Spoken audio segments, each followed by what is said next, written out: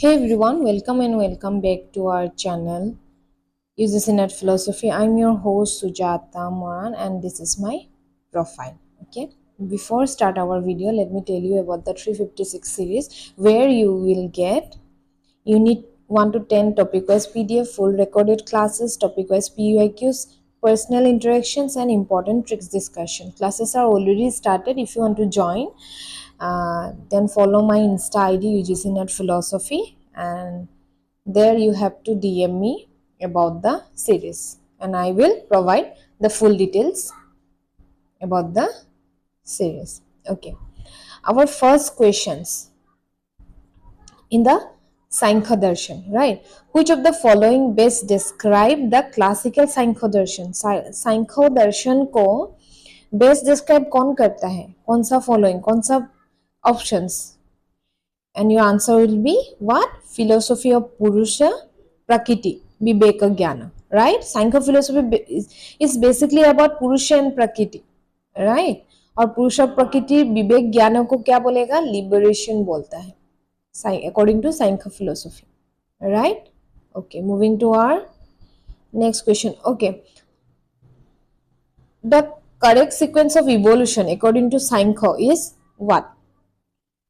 आपने अगर साइंको फिलोसफी का क्लास लिया है तो आपको जरूर पता चलेगा कि which will be the answer. Your answer will be D. C ये गलत हुआ है, D है. D will be the answer.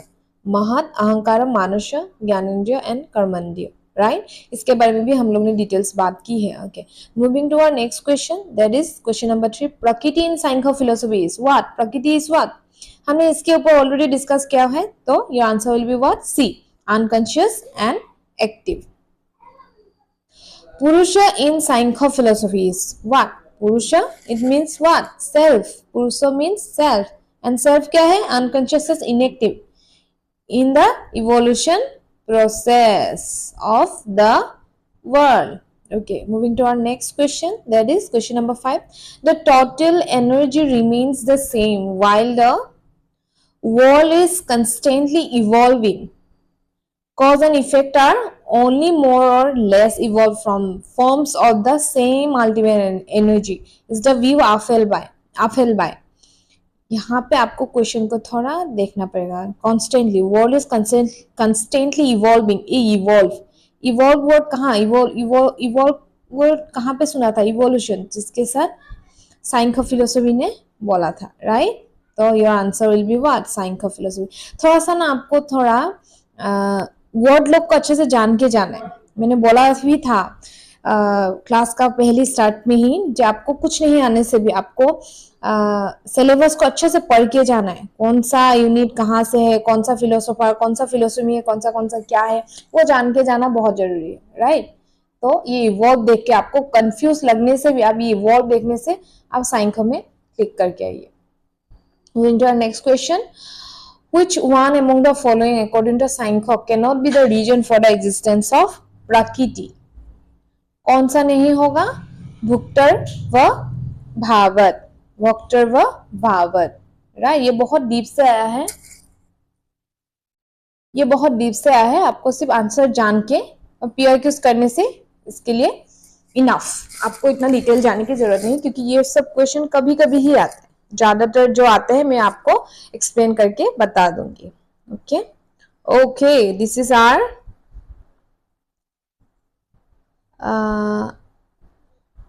Question PYQs of साइंको फिलोसफी. ओके, तो कोई फिलोसफी में इतना नहीं आता है, लेकिन कौन सा फिलोसफी ज्यादा आता है? स्कूल का न्याय इस बहुत आता है, वैदिक एंड उपनिषदिक का रीता, राइट, बहुत आता है.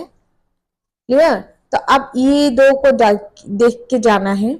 सार्वभौमों के ऊपर भी एक तो आता ही है, राइट?